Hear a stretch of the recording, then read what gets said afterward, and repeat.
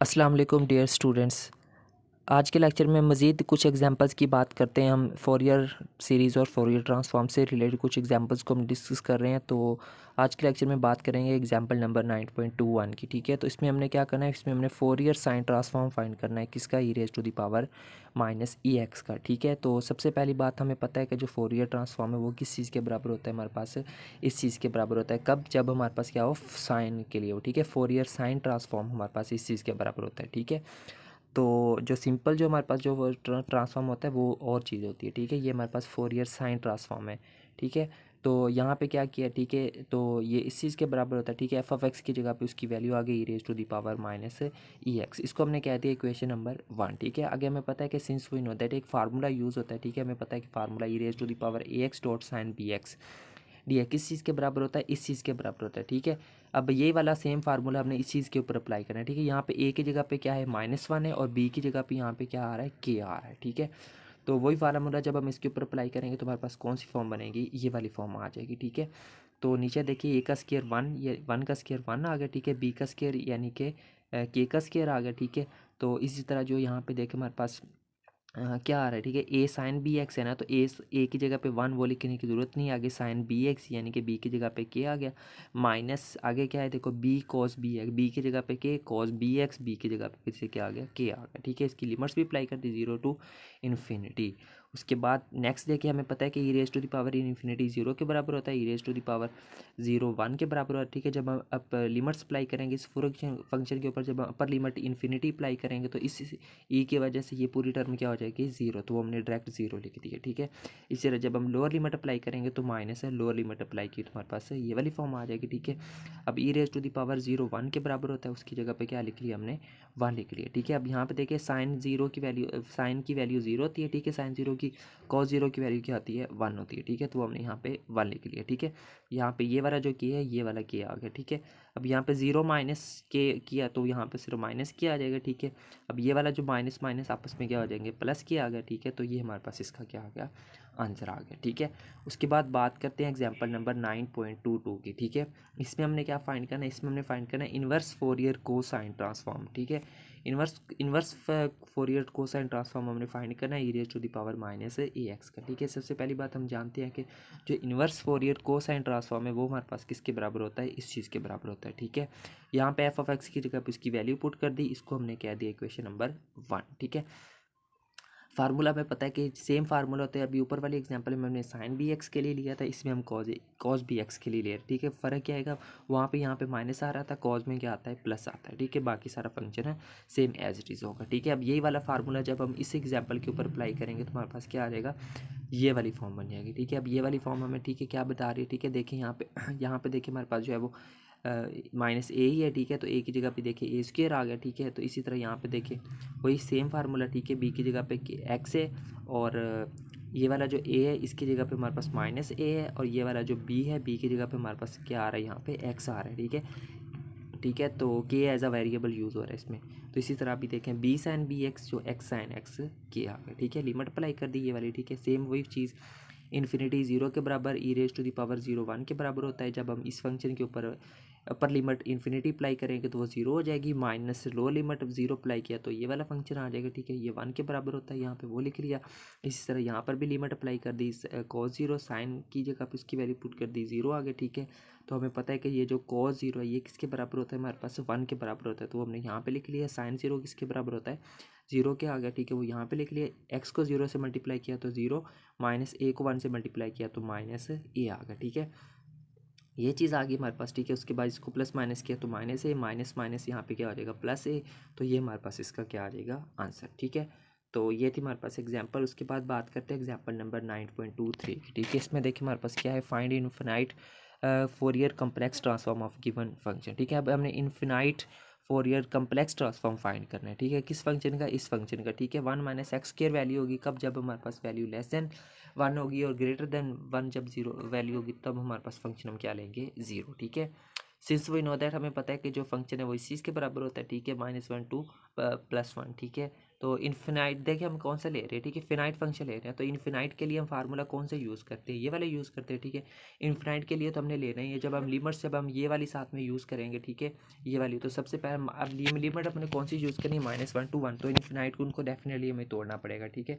तोड़ेंगे किस तरह से, पहले हम जाएंगे -∞ टू +1, ठीक है। उसके बाद हम क्या करेंगे, फिर जाएंगे हम +1 टू -1 टू +1, ठीक है। फिर हम कहाँ पे जाएंगे, +1 टू इन्फिनिटी, तो ठीक है। तो वो जो इन्फिनिटी वाली दो टर्म्स थी वो कैंसिल आउट हो जाएंगे, सिर्फ दरमियान वाली टर्म जिसमें हमने लिमिट अप्लाई की होगी -1 टू +1, सिर्फ हमारे पास है वो चीज़ रह जाएगी, ठीक है। तो ये मैंने डायरेक्ट लिख दिया, f(x) की जगह पर इसकी वैल्यू यहाँ पे हमने अप्लाई कर दी, ठीक है, 1 - x², इसको हमने क्या दिया, क्वेश्चन नंबर 1 बाई बर्नौलीज़ रूल, ठीक है। बर्नौली रूल के मुताबिक हमारे पास क्या होता है, इस चीज़ के बराबर होता है, ठीक है। यही रूल हमने यहाँ पे अप्लाई करना है, ठीक है। जब हमने अप्लाई किया तो ठीक है, यहाँ पे देखें इस इक्वेशन के अंदर ऊपर अब हमने बर्नौलीज़ रूल अप्लाई करना है, ठीक है। ये हमारे पास वो फंक्शन है, ये फ़र्ज़ कर ले u है, ये फ़र्ज़ कर ले आपके पास क्या है, v है, ठीक है। तो ये आ गया, ठीक है। उसमें क्या करना है, u v dx, u वैसे आ गया, v dx, v क्या है हमारे पास e⁻⁴ क्या है, उसका जब हम डेरिवेटिव लिए इंटेग्रल लिया तो ये आ गया, ठीक है। उसके बाद देखिए आगे क्या है हमारे पास आ रहा है माइनस u प्राइम से क्या मरा था, u का अब हमने डेरिवेटिव लिया, u का डेरिवेटिव लिया तो हमारे पास -2x आ गया, क्यों, यहाँ पे देखिए -x कह रहे हैं तो -2x आ जाएगा, ठीक है। और आगे जो v का है उसका हमने डबल इंटेग्रल है, जब डबल इंटेग्रल लेंगे तो नीचे क्या आएगा, i² k² आ जाएगा, ठीक है। इसी तरह उसके बाद जो थर्ड क्या है हमारे पास, u डबल प्राइम से क्या मरा था हमने, u का डबल डेरिवेटिव लेना, जब इसका डबल डेरिवेटिव लेंगे तो आंसर क्या आएगा, सिर्फ -2 आ जाएगा, ठीक है। तो इसी तरह जब हम अंदर वाले v का हमने क्या लेना है, ट्रिपल इंटेग्रल, जब ट्रिपल इंटेग्रल लेंगे तो नीचे क्या आ जाएगा, i³ k³ आ जाएगा, ठीक है। लिमिट अप्लाई करनी -1 टू +1, ठीक है। लिमिट्स अप्लाई करेंगे, ठीक है। ऊपर जो देखिए अपर लिमिट क्या है हमारे पास, +1 है ना, ठीक है। जब इस फंक्शन के ऊपर जब हम लिमिट अप्लाई करेंगे तो दोनों जीरो हो जाएंगे, ठीक, क्योंकि इसके x का स्केयर है ना, तो x का स्केयर +1 पुट करें या -1 पुट करें, वो +1 ही आंसर आएगा। यहाँ पे देखिए दरमियान माइनस है तो 1 - 1 0, पूरा फंक्शन 0। तो जब हम इसके ऊपर जो है वो अपर लिमिट अप्लाई करेंगे इस फंक्शन के ऊपर, तो हमारे पास क्या आ जाएगी, दोनों अपर लिमिट भी और लोअर लिमिट दोनों क्या हो जाएंगी, 0, ठीक है। फिर हमने इन फंक्शंस के ऊपर इस फंक्शन के ऊपर जब हम अप्लाई करेंगे अपर लिमिट और लोअर लिमिट, वो हमारे पास क्या आएगी, ये वाली आ जाएंगी, ठीक है। इस तरह जब हम थर्ड फंक्शन के ऊपर लिमिट अप्लाई करेंगे अपर लिमिट और माइनस लोअर लिमिट, तो हमारे पास ये वाली चीज़ आ जाएगी, ठीक है। इसको ध्यान से देख लेना, इसको स्टेप वाइज मैंने लिखा हुआ है। तो उसके बाद देखिए ये वाली टर्म तो वैसे ख़त्म हो जाएगी, ठीक है। अब यहाँ पे देखें इनको हमने मज़ीद सिंपलीफाई करके लिख लिया, तो हमारे पास ये चीज़ बन गई, ठीक है। अब यहाँ पे क्या करना है, आयोटा स्केयर किसके बराबर होता है, -1 के, आयोटा क्यूब माइनस आयोटा के बराबर होता है। तो आयोटा स्केयर की जगह पे -1 पुट कर दिया, आयोटा क्यूब की जगह पे माइनस आयोटा पुट कर दिया, ठीक है। बाकी सारा function same as it is. यहाँ पे पहली दो फंक्शंस को भी हमने यहाँ पे उनका एलसीएम लेकर सॉल्व कर लिया, ठीक है। यहाँ से माइनस को कॉमन ले लिया, ठीक है। तो इन दो फंक्शंस को भी एलसीएम लेकर हमने सॉल्व कर लिया, ठीक है, साथ में माइनस को भी कॉमन लिया, ठीक है। अब हमें पता है कि ये वाला जो फंक्शन है किसके बराबर होता है, sin x के बराबर होता है, और ये वाला जो फंक्शन है किसके बराबर आता है हमारे पास, इस चीज़ के बराबर, ठीक है। हम सॉरी यहाँ पे ये हमारे पास जो असल फार्मूले ये होते हैं हमारे पास, ठीक है। हम इन्हीं फार्मूलाज को हम इनके ऊपर अप्लाई कर देंगे, जब इनके ऊपर अप्लाई करेंगे तो हमारे पास क्या आ जाएगा, 2 का, ठीक है। यहाँ पे देखें ये जो ऊपर वाली जो टर्म है, ठीक है, सिर्फ इसकी जगह पे देखें जब ये वाला इधर जाकर क्या हो जाएगा, मल्टीप्लाई हो जाएगा ना, तो यहाँ पे हमें इसका फार्मूला मिलेगा, ठीक है। ये माइनस वाली टर्म जो है वो साइन के बराबर होगी, और ये वाली जो प्लस वाली टर्म है ये कॉस के बराबर होगी, ठीक है। तो फार्मूला लगा के उनको रिप्लेस कर दिया वैल्यूज़ को, ठीक है। तो अब यहाँ पे जो है वो, ठीक है, देखें अब यहाँ पे देखें अयोटा भी आना था साथ में, ठीक है। यहाँ पर अयोटा भी आएगा, ठीक है, तो वो बाय मिस्टेक नहीं लिखा हो, 2 अयोटा साइन के आएगा, ठीक है। यहाँ पे ये वाला जो 2 अयोटा था, ठीक है, तो वो नीचे वाला अयोटा इसके साथ कैंसिल आउट हो जाएगा, ठीक है। तो सिर्फ हमारे पास पीछे क्या रह जाएगा, माइनस का k³, ठीक है। तो ये हमने वैल्यूज़ को रिप्लेस कर दिया। उसके बाद क्या करना है, ठीक है, अब ये जो -1 नीचे था उसको हमने ऊपर सिंपल शिफ्ट कर दिया, ये माइनस माइनस आपस में क्या हो जाएंगे, +1 हो जाएंगे, ठीक है। तो उसके बाद देखिए यहाँ पे ये जो 2 है, ठीक है, 2 को यहाँ पे कॉमन लिया तो ये आ गया अंदर, ये चीज़ रह जाएगी। या फिर ये जो 4/π है, ठीक है, उसको अगर अंदर मल्टीप्लाई करके लिखे तो इस फॉर्म में भी अब लिख सकते हैं, ठीक है। तो ये हमारे पास आंसर ये भी आ सकता है, ये भी आ सकता है, ये भी आ सकता है, ठीक है, जो मर्ज़ी आंसर यूज़ कर ले इसमें से।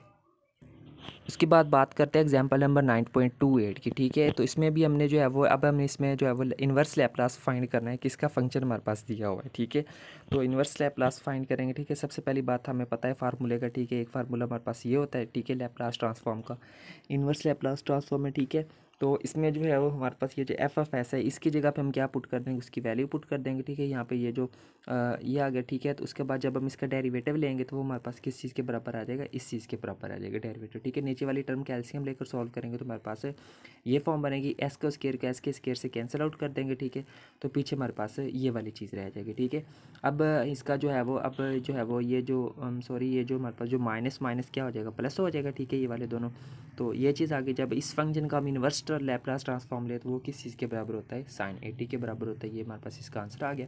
उसके बाद बात करते हैं एग्जांपल नंबर 9.29 की। ठीक है, इसमें देखिए हमारे पास ये वाला फंक्शन है, इस चीज़ को हमने प्रूव करना है। ठीक है, सबसे पहली बार लेट कर लेते हैं। ठीक है, कि हम इन्वर्स लैप्लास ले लेते हैं इस चीज़ का। ठीक है, कॉज हाइपरबोलिक 80 है, कॉज एच 80 का फार्मूला क्या होता है हमारे पास है, ये वाला फार्मूला। ठीक है, उसको आप पुट कर दिए, ये जो 1/2 है ये इसको हमने बाहर निकाल के लिख लिया। ठीक है, और अंदर हमने ये जो कॉज 80 को इन दोनों के साथ मल्टीप्लाई करके लिख लिया, ये चीज़ आ गई। ठीक है, इसको हमने क्या दिया, इक्वेशन नंबर 1। ठीक है, अब एक टर्म इसमें। ठीक है, अब इसके ऊपर देखिए दो फंक्शन है, एक एक्सपोनेंशियल फंक्शन है, ट्रिग्नोमेट्रिक फंक्शन है, तो डेफिनेटली इसके ऊपर हमें जो है वो शिफ्टिंग प्रॉपर्टी अप्लाई करनी पड़ेगी। ठीक है, शिफ्टिंग प्रॉपर्टी अप्लाई करने से पहले हमें इस चीज़ का लैप्लास का पता होना चाहिए, वो किस चीज़ के बराबर होता है, इस चीज़ के बराबर होता है। ठीक है, जब हम इसके ऊपर इस चीज़ के ऊपर जब हम शिफ्टिंग प्रॉपर्टी अप्लाई करेंगे दोनों के ऊपर, तो वो क्या होगी हमारे पास शिफ्टिंग प्रॉपर्टी से क्या मराद आता है, जो ट्रिग्नोमेट्रिक फंक्शन का जो हमारे पास जो लैप्लास होता है ना, उसमें से जहाँ जहाँ पर ऐसा आ रहा हो ना, उसमें से इसकी ये जो पावर टी के साथ टर्म आ रही होती है ना, उसको माइनस करना होता है। यहाँ पे देखिए ए आ रहा है ना, तो जहाँ जहाँ पर ऐसा इस फंक्शन में उसमें हमने ए को क्या कर देना है, माइनस कर, तो हमने यहाँ पे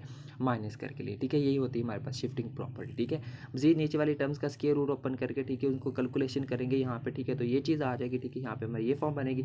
जब हम मजीद इसका एलसीएम लेकर इनको कैलकुलेशन करेंगे, जो कि बरीक बरीक सी कैलकुलेशन काफ़ी लेंथी होगी। ठीक है, तो वो किस चीज़ के बराबर होगी, इस चीज़ के बराबर होगी। ठीक है, उसमें ये 1/2 भी कहीं ना कहीं आगे ख़त्म हो जाएगा जब हम इसकी मजीद कैलकुलेशन करेंगे। ठीक है, तो यहाँ पे देखिए हमारे पास क्या था, लैप्लास लिया हुआ था ना, तो दूसरी तरफ जाकर लैप्लास क्या आ जाएगा, इनवर्स, और यही चीज़ हमने क्या करनी थी, प्रूव करनी थी। ठीक है स्टूडेंट, तो ये थी एग्जांपल नंबर 9.29। तो मज़ीद कुछ और एग्जांपल्स को डिस्कस करेंगे नेक्स्ट लेक्चर में। तब तक के लिए टेक केयर एंड अल्लाह हाफिज़।